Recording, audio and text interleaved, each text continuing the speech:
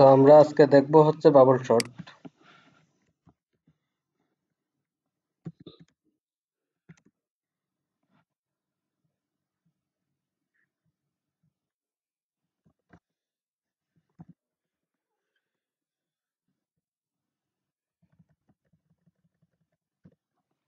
এখন বাবল শব্দের অর্থ হচ্ছে বুদবুদ, বুঝছেন? হ্যাঁ, তো বাবল শট আসলে কি করে? বাবল শট হচ্ছে আপনার বড়টাকে সে পিছনে নিয়ে যায়, মানে বুদবুদের মতো করে বড়টাকে পিছনে ঠেলে দিয়ে পিছনে নিয়ে যায়। ঠিক আছে? অর্থাৎ ব্যাপার- তো বড়টাকে সে পিছনে ঠেলে দিবে। এটা হচ্ছে বাবল শটের মূল কনসেপ্ট। আমরা যদি একটা অ্যারে ডিক্লেয়ার করি, 10, 2, অর্থাৎ আমার এটাই আমরা ধরি।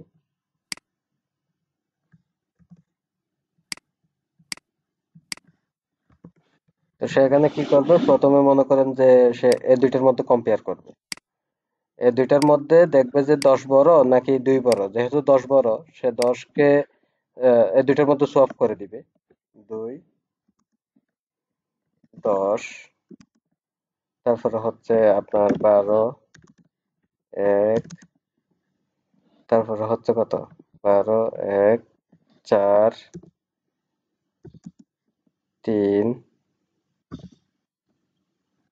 4, 6, 3, 8। এরপরে সে 10 আর 12 এর মধ্যে কম্পেয়ার করবে। যেটা ছোট সেটাকে সামনে রাখবে। এরপরে হচ্ছে, যেহেতু এখানে 10 আর 12 এর মধ্যে হচ্ছে দুইটাই সর্টেড, মানে 12 বড়। যেহেতু আমার 12 বড়, সেখানে কোনো কিছু করবে না। এরপর আবার 12 এবং 1 এর মধ্যে করবে। 12 এবং 1 এর মধ্যে সে কম্পেয়ার করে 12টাকে একের জায়গায় নিয়ে আসবে, আর 1 কে সে 12 এর পরিবর্তে বসাই দিবে, 12 এর জায়গায় নিয়ে আসবে। ঠিক আছে? তো এখন আমার আমার ঘটনা হয়েছে এটা এরকম।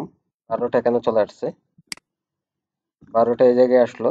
এখন সে 12 এবং 4 এর সাথে তুলনা করবে।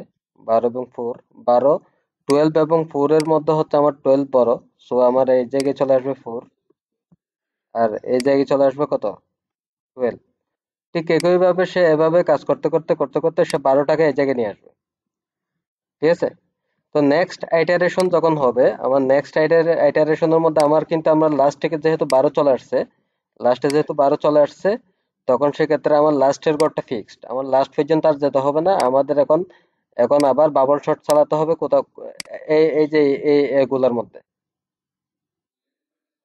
হ্যাঁ, মানে আমার লেন্থ -1 প্রত্যেকবারই, কিন্তু আমার প্রত্যেকবার আইটারেশনে একবার একবার করে কমবে। বোঝা গেল? তো আমাদের এটার ইমপ্লিমেন্টেশন খুবই সহজ। আমরা যদি ইমপ্লিমেন্টেশনে যাই, তাহলে আমাদের কি করতে হবে? প্রথমে আমাদের একটা ফর লুপ, একটা মানে আমাদের বাইরের যে ফর লুপ, বাইরের ফর লুপটা দিয়ে আমরা কাউন্টার চেক করব, আর আমাদের ভিতরের ফর লুপ যেটা আছে, ভিতরের ফর লুপের মধ্যে আমাদের এই যে এই কম্পারিজনটা চেক করতে হবে। হুম। তা আমরা, এটা হচ্ছে বাইরের ফর লুপ। বাইরের ফর লুপ যেটা আমাদের কাউন্টার, মানে কাউন্টার কাউন্টার ঠিক করতেছে। বাইরের একটা ফর লুপ আমরা কি করতেছি? আমাদের একটা অ্যারে, আমরা একটা এলিমেন্ট নিছি, এলিমেন্ট অফ অ্যারে, ইন্টিজারের একটা অ্যারে নিলাম। তো এটার লেন্থ পর্যন্ত আমরা একটা ফর লুপ চালাচ্ছি। এই ফর লুপটা হচ্ছে আমার, সে কাউন্টারকে কন্ট্রোল করে, মানে জিরো থেকে শুরু শুরু করে আমার লেন্থ পর্যন্ত যে একটা ফর লুপ চলবে সেটা কন্ট্রোল করে। এবং ভিতরের ফর লুপের মাধ্যমে আমরা কি করতেছি? ভিতরের ফর লুপের মাধ্যমে আমরা ওই আমাদের যে সোয়াপ, ওই সোয়াপটা আমরা কাজ করাচ্ছি। তো আমরা বলছিলাম যে আমাদের প্রত্যেকবারই যখন আমার এই ফর লুপটা শেষ হবে, আমার যখন এই বাইরের ফর লুপটা শেষ হবে, তখনই কিন্তু আমার, এটা যদি আমার জিরো হয়, প্রত্যেকবারই সে একবার একটা করে কি করবে? আমার এই বাইরের ফর লুপটা যখন শেষ হবে, তখনই কিন্তু সে একটা করে লাস্টের যে ভ্যালুটা, লাস্টের ভ্যালু আমরা এখানে যেটা যেমন পাইছিলাম, আমাদের লাস্টের ভ্যালু কত? 12। হ্যাঁ, এখানে সে প্রত্যেকবারই লাস্টের ভ্যালুটাকে কি করবে? লাস্টের ভ্যালুটাকে সে ফিক্সড করবে। ঠিক আছে? আমার তো আমার এখন কি হবে? তো আমার মনে করেন যে এই যে ভিতরের ফর লুপটা কিন্তু তখন আমার কি হবে? আমার যদি এটা জিরো হয়, যে জিরো এর জন্য যদি আমার ফিক্স হয়ে যায়, তখন আমার এটা চালাতে হবে কয়বার? Number of element -1। ওই যে যে বলছিলেন নাম্বার অফ এলিমেন্ট -1, এবার যদি 1 এর জন্য হয় তাহলে আমার -2 হয়ে যাবে। যদি আমার টু থেকে শুরু করে, আমার এটা যদি 2 এর জন্য হয় তখন আমার এটা কত কত হয়ে যাবে, 2 - 1 বাই 3 হয়ে যাবে। আলটিমেটলি ওই পিছন থেকে এক করে আমরা কি করতে করে দিচ্ছি। আমার যেহেতু লাস্টের ঘরটা ফিক্সড হয়ে যাচ্ছে, আমার কিন্তু ওই লাস্টের ঘর পর্যন্ত আর লুপ চালানোর প্রয়োজন নেই। আমরা চাইলে এটা চালাইতে পারি, কিন্তু আমাদের এটা এটা যদি না চালাই তাহলে আমাদের কমপ্লেক্স মানে এটা খুব মানে যেটা ইগনোরেবল কিছু টাইম সে আমাদেরকে সেভ করবে। That's it. এখন এখানে হচ্ছে আমাদের সেই সোয়াপিং ফাংশনের মধ্যে আমরা কি করতেছি, আমাদের প্রথম এলিমেন্ট যদি বড় হয় পরবর্তী এলিমেন্টের চেয়ে, তখন সেক্ষেত্রে আমরা ওই প্রথম এলিমেন্টের জায়গায় প্রথম এলিমেন্টটা নিয়ে যাচ্ছি পরবর্তী এলিমেন্টে, আর পরবর্তী এলিমেন্টটা নিয়ে আসতেছি প্রথম এলিমেন্টে। এটা হচ্ছে আমাদের সোয়াপ।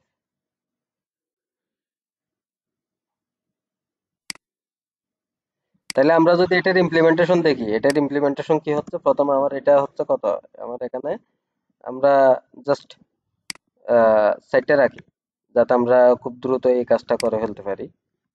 এই চারটা এখানে দিলাম, ঠিক আছে। তাহলে আমার I0 মানে কত, আমার এই যে I0 মানে মনে করেন যে এটা, এই যে আমার এলিমেন্ট নাম্বার অফ এলিমেন্ট কত, নাম্বার অফ এলিমেন্টের লেন্থ কত, এখানে লেন্থ হচ্ছে 4, ঠিক আছে। নাম্বার অফ এলিমেন্ট এখানে হচ্ছে 4। তো এখন তাইলে আমার ফর লুপটা কি দাঁড়ালো, 0 থেকে সে 4 পর্যন্ত যাবে, মানে 0 1 2 3, 0 1 2 3, ঠিক আছে। এরপরের ভিতরের ফর লুপটা কি হচ্ছে, তাইলে ভিতরের ফর লুপটা যে 0 থেকে শুরু করে, প্রত্যেকবারই কিন্তু সে 0 পজিশন থেকে শুরু করবে আমার কম্পারিজনটা। 0 থেকে শুরু করে আমার কত পর্যন্ত যেতে হবে, 0 থেকে শুরু করে ওই আমার 4 - 3 মানে হচ্ছে 1, এটা হচ্ছে 1, সরি, 4 মাইনাস 1 মানে হচ্ছে 3। এই অংশটুকু হচ্ছে কত আমার এখানে, এই অংশটুকু হচ্ছে যেহেতু i এর মান হচ্ছে 0, দ্যাটস ওয়াই আমার এটা হচ্ছে 3।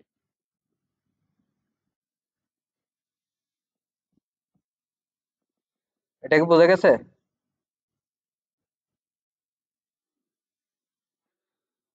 হ্যাঁ, এরপর এটা হচ্ছে i plus J plus plus করতেছি, এক করে বাড়াচ্ছি আমরা জে এর মান। তো এখন আমরা দেখতেছি এখানে এলিমেন্ট জে মানে এখানে 0 এর জন্য ঢুকলো, এলিমেন্ট জে এবং এলিমেন্ট জে প্লাস 1 মানে 1, জে প্লাস 1 মানে 1। তো 10 এবং 2 এর সাথে সে কম্পেয়ার করতেছে, 10 এবং 2 এর মধ্যে আমার 10 হচ্ছে বড়। তখন সে এটাকে সোয়াপ করলো, সোয়াপ করে আমার এটা ঘটনা কি ঘটলো, সোয়াপ করে আমার 10টা আসলো এই জায়গায়, 2টা আসলো এই জায়গায়, ঠিক আছে। এরপরে সে আবার এই জায়গায় চলে আসলো, জে এর মান 1 বাড়লো, জে এর মান 1 বাড়লে কি হবে, জে এর মান যদি 1 বেড়ে যায় তাহলে আমার এখানে ঘটনা ঘটবে কত, এটা হবে 1। আর এটা তো আমার 3 আছে, এটা তো এই অংশটুকু তো আমার চেঞ্জ হয় নাই, এটা তো 3 আছে।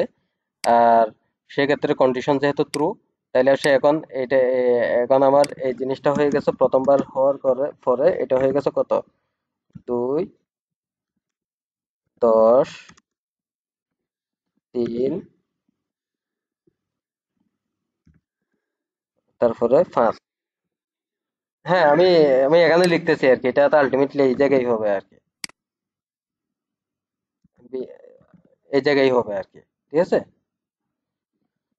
তো এরপরে যখন সে আবার এই জায়গায় আসলো, আয়ের মান জে এর মান 1 বাড়লো, জে এর মান 1 বাড়ার ফলে আমার কন্ডিশন ট্রু, কন্ডিশন যেহেতু ট্রু তাইলে সে লুপের ভিতরে ঢুকলো, লুপের ভিতরে ঢোকার পরে এলিমেন্ট 1, এলিমেন্ট 1 মানে হচ্ছে আমার 10, আর এলিমেন্ট 2 মানে হচ্ছে 3। তো এলিমেন্ট 10 যেহেতু বড়, সে এখানে আবার শো অফ করবে, আবার শো অফ করলে আমার এটা কি হবে, এই জায়গায় চলে আসবে 3, আর আমার এই জায়গায় চলে যাবে কত, 10, ঠিক আছে। এরপরে জে এর মান 1 বাড়ালো, জে এর মান যখন 1 বাড়ছে তখন এটা আমার জে এর মান কত হয়ে গেছে, 2 হয়ে গেছে। আগে 1 ছিল, এখন 2 হয়ে গেছে। 2 হওয়ার পরে আমার এই কন্ডিশনটা কিন্তু সত্য, যেহেতু আমার এখানে এখনো এটা 3 আছে। কন্ডিশন যেহেতু সত্য তাহলে সে এখানে এখানে আসার পরে কি করতেছে, জে এর মান J two J two J two মানে হচ্ছে আমার 10, 10 এর সাথে কার, 10 এর সাথে কম্পেয়ার করতেছে ওই পরবর্তী 5 এর। হ্যাঁ, তো যেহেতু আমার 10 বড়, তাইলে আমার এখানে ঘটনা ঘটছে কি, এখানে 5 হয়ে যাবে আর এটা হয়ে যাবে 10, সোয়াপ হয়ে যাবে। ঠিক আছে? তো এখন আমার, তাইলে প্রথমবার আইটারেশনের পরে আমার অ্যারেটা দাঁড়ালো কোন ধরনের, প্রথমবার আইটারেশনের পরে আমার অ্যারেটা হয়ে গেছে এরকম। এরপরে এখানে আসলো, এখানে আসার পরে আয়ের মান কত বাড়লো, 1 বাড়লো। 1 বাড়ার পরে, তো 1 বাড়লো, তখন আমার এখানে কন্ডিশনটা কি হয়ে গেল, আমার কিন্তু আর 10 পর্যন্ত যাওয়ার প্রয়োজন নেই, আমার এই তিনটার মধ্যে সর্টেড কিনা চেক করতে হবে, রাইট? তো সে এখন কি করলো, এখানে মনে করেন যে এই 1 মাইনাস করে সে এত দূর পর্যন্ত চেক করবে। হুম, মানে 10 বাদে আর কি, 10 বাদে, যেহেতু আয়ের মান 1, হ্যাঁ, আগেই বাদ দিয়ে দিয়েছি আমরা, আয়ের মান যেহেতু 1, তাহলে আমরা এত দূর পর্যন্ত চেক করব। এত দূরের মধ্যে সে আবার এই চুয়াফিং ফাংশনটা চালাবে। মানে যদি আমার এলিমেন্ট, যদি সেকেন্ড এলিমেন্ট যদি বড় হয়, সরি, ফার্স্ট এলিমেন্ট যদি বড় হয়, তাহলে সে ফার্স্ট এলিমেন্টের সাথে সেকেন্ড এলিমেন্ট কি করবে, সোয়াপ করে করে চলে যাবে। ঠিক আছে? ইট জাস্ট লাইক বুদবুদ, মানে এটা হচ্ছে একটা বাবলের মতো আর কি, বাবলের মতো করে সে লাস্টে, মানে আমার একদম বড় এলিমেন্ট যেটা আছে, সবচেয়ে বড় এলিমেন্টটাকে সে লাস্টে নিয়ে যাবে। That's it. হ্যাঁ, তো এভাবেই আমাদের এটা সোয়াপ ফাংশন, সোয়াপিং হচ্ছে। তো এখন যদি আমরা কমপ্লেক্সিটির দিক দিয়ে কথা বলি, আমরা যেহেতু এর আগে দেখছিলাম আমাদের কমপ্লেক্সিটি কিভাবে কম আহ, কিভাবে বের করতে হয়, তাহলে আমরা যদি এখানে টাইম কমপ্লেক্সিটির কথা বলি, এখানে আমাদের টাইম কমপ্লেক্সিটি কত, টাইম কমপ্লেক্সিটি হচ্ছে, আমার যেহেতু দুইটা ফর লুপ চলতেছে, ঠিক আছে, এখানে এলিমেন্টের মান যত বাড়বে, আমার এখানে দুইটা ফর লুপের মধ্যে দুইটা ফর লুপিংটাই বারবার চলবে, সো ফার আমরা এটা টাইম কমপ্লেক্সিটি বলতে পারি আমাদের সিলেকশন শর্টের মধ্যে। হ্যাঁ, আর আমরা যেহেতু এখানে রান টাইম একটা ভেরিয়েবল ইউজ করছি, সো আমাদের এখানে স্পেস কমপ্লেক্সিটি হচ্ছে অর্ডার 1।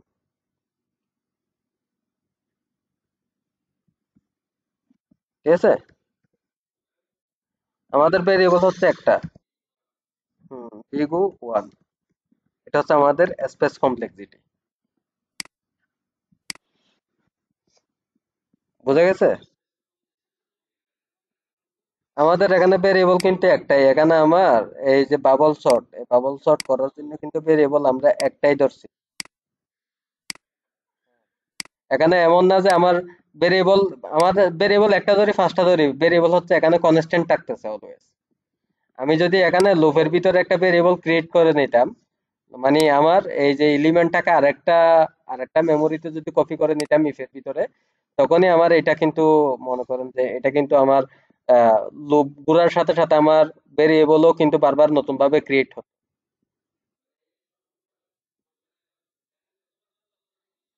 যতবারই হতো ততবারই কিন্তু সে নতুন ভাবে ক্রিয়েট হবে, রাইট? যেহেতু আমার এখানে কনস্ট্যান্ট কনস্ট্যান্ট কোনো কিছুরই, মানে আপনি যা কিছু বললেন সেটা টাইম, টাইম হোক অথবা স্পেস হোক, যদি আমার কনস্ট্যান্ট সংখ্যক থাকে, যদি আমার কোনো কিছু কনস্ট্যান্ট সংখ্যক থাকে, তখন সেটা কমপ্লেক্সিটি অর্ডার 1। কিন্তু আমার এখানে তো কনস্ট্যান্ট থাকতেছে না, টাইমটা কিন্তু কনস্ট্যান্ট থাকতেছে না, আমার এলিমেন্ট বাড়ার সাথে সাথে ফর লুপ গুলোও কিন্তু আমার অপারেশন বাড়ায় দিবে।